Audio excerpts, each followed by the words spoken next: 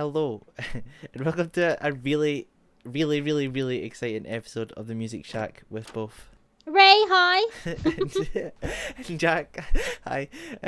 We are we're a couple of days off of this announcement. But we've had a lot of time to just freak out and be Freak really out, yes. excited and clown and everything like that. All good under the sun. What we always usually do.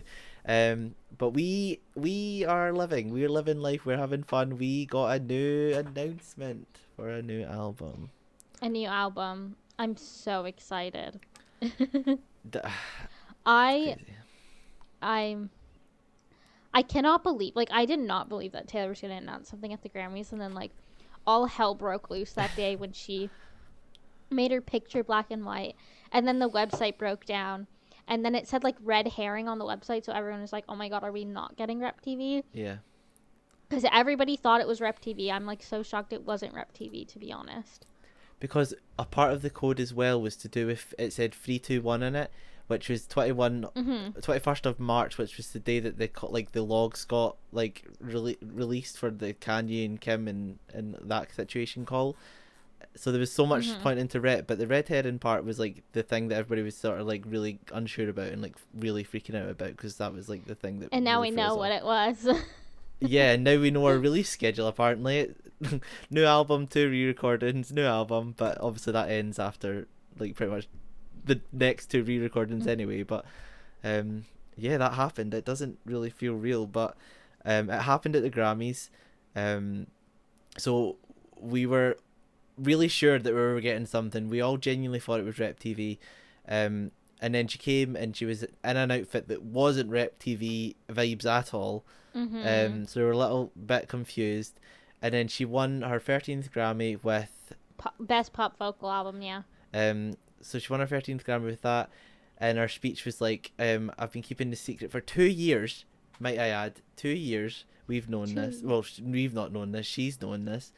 And that it was going to be released on 19th of April. And it was called The Tortured Poets Department. And once she got off stage, which is insane. Oh, it's insane. It's very insane. And she got off stage and she posted the album cover, and we had so many theories and so many thingies about what this was going to be. But we'll get to them in a second. We need to go over some other stuff first. Yeah, I was so shocked when it happened. Brand new freaking album. I'm so excited. I wasn't when she first said the Tortured Poets Department, I was oh, is it going to be a folklore Evermore style album? Obviously, we don't know what it's going to be like, but I mean, that's poetry. But also, once we get to the track list, we have featuring Post Malone, which implies more of a poppy vibe to this album. So we'll see. I think we're going to get a mix of both, to be honest. I'm really here for it. Some sad songs, some really poetry driven stuff, which is my jam.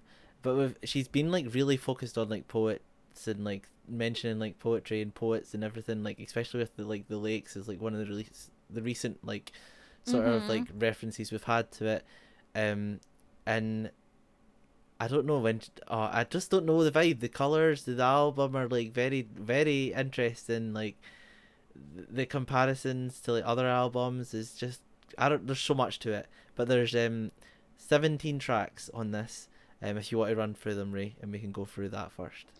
Yeah, so the track list, she posted it the day after. Before we go through the track list, I think she posted the day after the announcement. She literally just posted a heart, April 19th, and then posted the picture. And it's really upsetting because, obviously with Midnights, we got Midnight's Mayhem with Me. When track lists aren't leaked, Taylor usually gives us something fun to figure it out, and I presume we would have got the same with this. I mean, look at what happened with Speak Now as well. Yeah. And this one, she didn't even say anything about the album. She just put a fucking heart, which usually she'll when she releases the track list, she'll give a little bit of a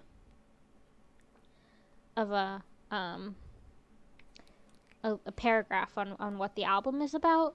but this she didn't. I think she was just upset. Like, there was theories that, like, there's 16 tracks and, like, 17 shows until the album comes out, so that, like, she would release one track name at every show, which I think would have been so fun if that's what she did. Stop. And, like, I just... I honestly have a feeling that might have been what she was going to do, which would have been so much fun. I'm, like, so depressed. It's so annoying. If you... I'm just begging you, like, this leak was on TikTok. I honestly had no idea about the leak. None. But, like, until after she posted the track list and I saw people being like, oh my god, this is what happens when you leak shit. And I was like, oh, something got leaked? Like I was kind of, like, confused why she posted it, but then saw the leak stuff and it made sense. But, like, if you see a leak, do not repost it, do not talk about it. Yeah. If you see a leak, like, just don't contribute to it at all. If you see it on TikTok, just skip past the video. Report it. I beg you, report it. I really hope the person who started this gets sued, because fuck that person. Like, genuinely, like, you ruin all of our fun and I hate it. It's just, people think they're, like, people do it for clout as well. So they do it for clout and they get these clicks and they're like, oh, this is so good. But then nobody goes back because nobody gives a shit about the person. They just give a shit about the release and, like, the information. It's just stupid. So it's like, what is the clout for? To ruin our fun and just, I don't know. I hope they get like sued. It's so frustrating. Yeah, they gain literally nothing and we lose so much. And it's like, this is why we love Taylor, because she does fun things like, you know, when to release albums and shit.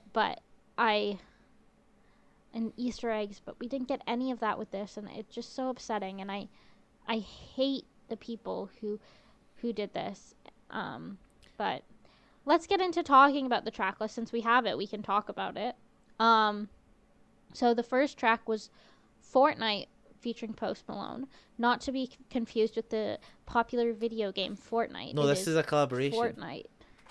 As in, yeah, it's gonna be on Fortnite Festival. Right? Yeah, I'm so excited. I can't wait to see everybody flossing and, like, taking the L to this dance, you know, to this song.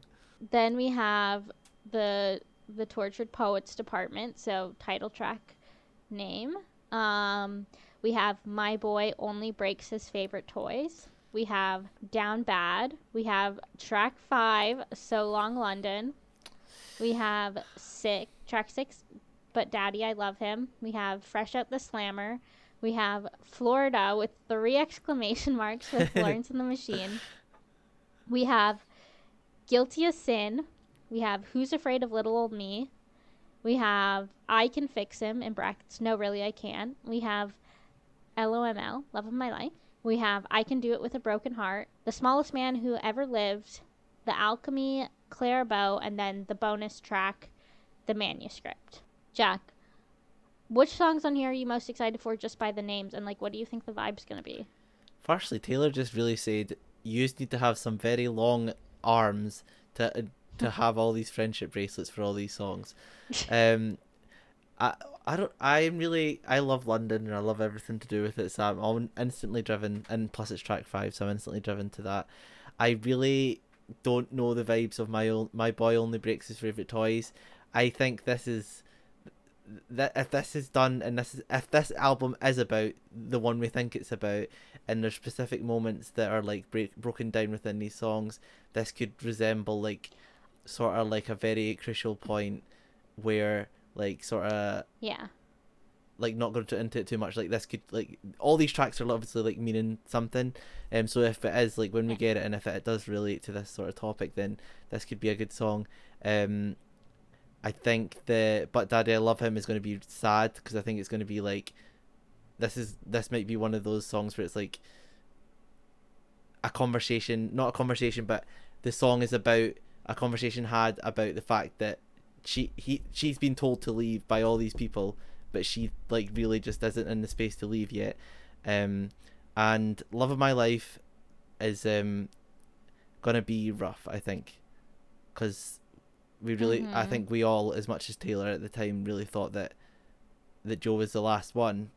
And Love of My Life, I think, is just gonna hit. But I hope it's not all sad, and I hope it like changes halfway and is like a different vibe as well. But what about you?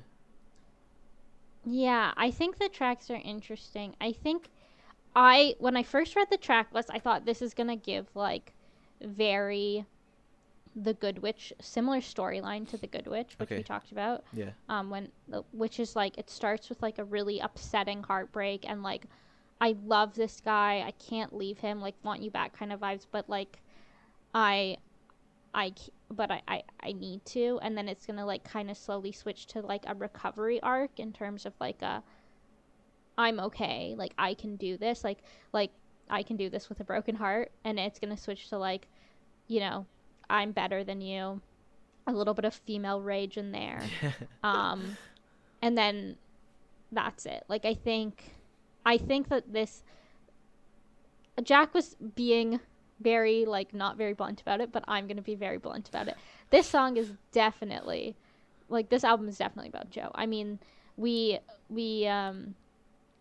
saw on social media, I'm sure everyone did, that Joe and Paul and a bunch of their friends had a group chat called the Tortured Man's Department.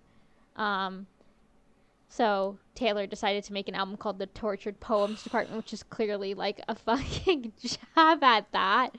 And obviously So Long London's obviously about Joe. I'm curious to what Down Bad is about, like very curious. Do you think it's about her like wanting, like genuinely just wanting like love from him, but he just wasn't? It could be about Maddie, like Rebound. Oh. Because I would, like, she said that this has been a secret for 2 years, and like people are like, oh, You're Losing Me was written 2 years ago, so like we're gonna get similar tracks to that. But I assume that she started this album 2 years ago and then kind of finished it like right when we were seeing her go to the studio a lot, like you know, near the first half of the US tour. And then she kind of stopped going to the studio randomly. I just feel bad for... No, I don't.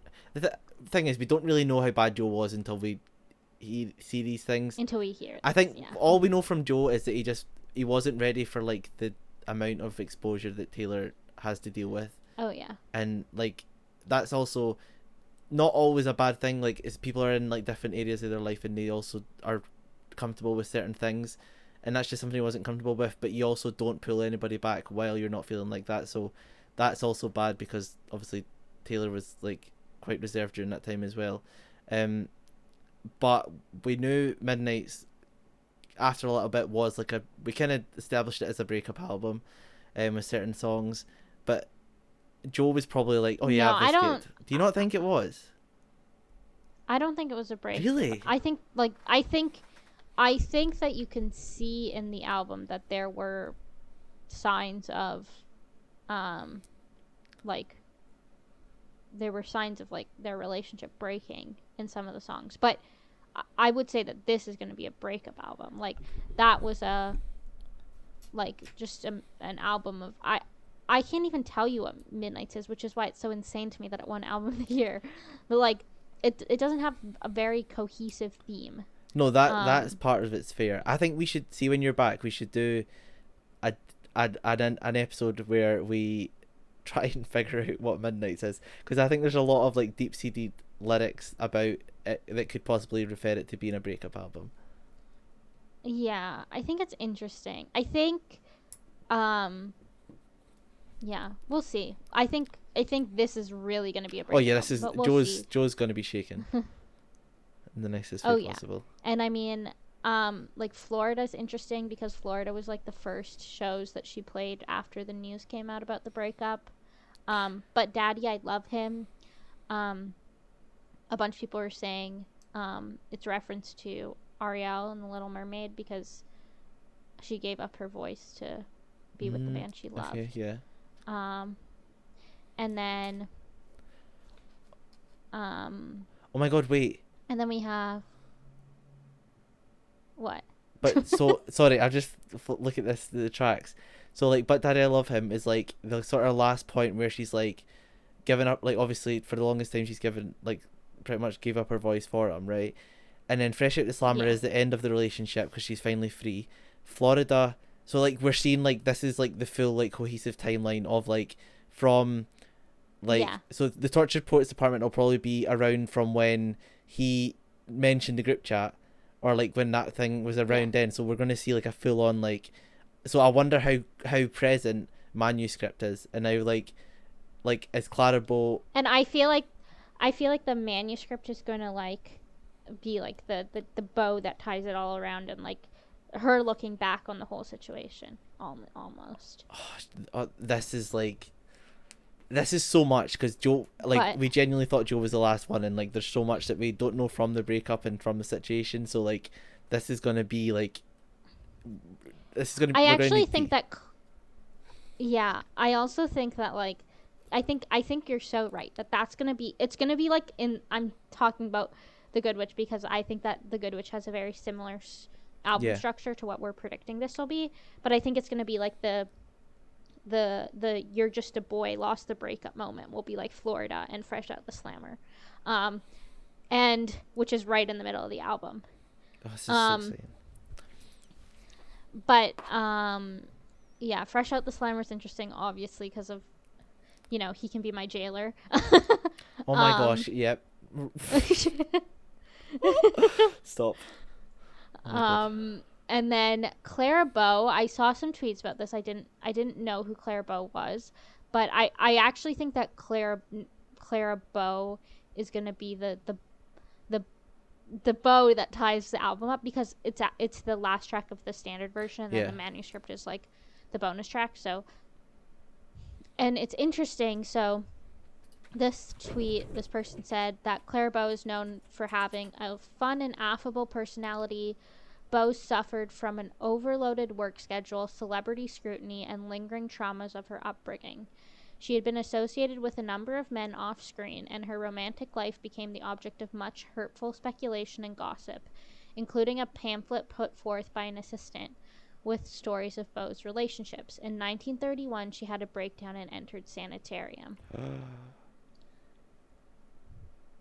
And then another thing that I saw about Clara Bow was Clara Bow had a nervous breakdown.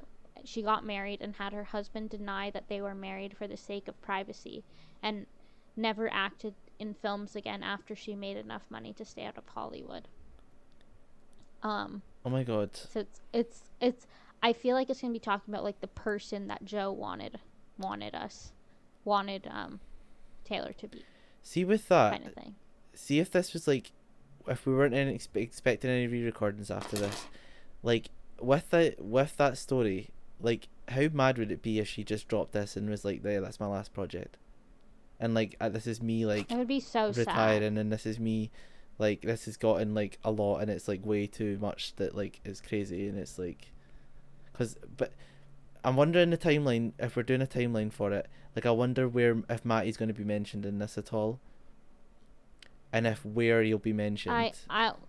Because I feel like he will. Because that Clara Bow stuff as well is like a lot of speculation about, like obviously who she was dating and stuff, and like all that stuff. So like I wonder if that's also going to be part of the album, or if this is like written, and this is finished or written before Matty stuff came into the picture. Yeah. I don't know, we'll see. Another tidbit about Clara Bow, by the way, that I saw on Twitter. Shout out to Twitter for helping me get everything. That Clara Bow has a star on the Hollywood Walk of Fame. And her star is on the corner of Sunset and Vine.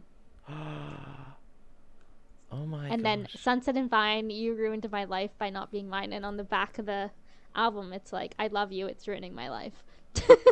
Oh my god, how does she, like, how? I don't get this woman. How does she do this? Like, can you imagine being her for one day, just like being in her brain and just being like what? Like, how? It's crazily weirdly connected. Yeah. I was just looking at like the manuscript definition there, and there's just to see if there was like something that would like sort of tie it up. but it is generally, it's just like an author's handwritten or typed text that has not yet been published. So it's like it maybe is just talking about like a story that like writing up the story that hasn't been published yet, and this is it being published. Like this is like the story pretty much, but we'll see. Wow. We'll see what it is. I think that would make sense for the manuscript. God, I need it now. It's crazy. I know. April 19th, we will definitely do like a 2-hour-long video analyzing every single track. So subscribe. You know, stay tuned with the podcast if you're listening there for that. We're really excited for this album. So excited. I think we also wanted to talk about the parallels of the back of the album with Lover and how it's like a similar. Jack, do you want to talk about that? So the back of Lover, I will show on the screen, is like her with, so she's facing with her right side towards the like the back cover, right?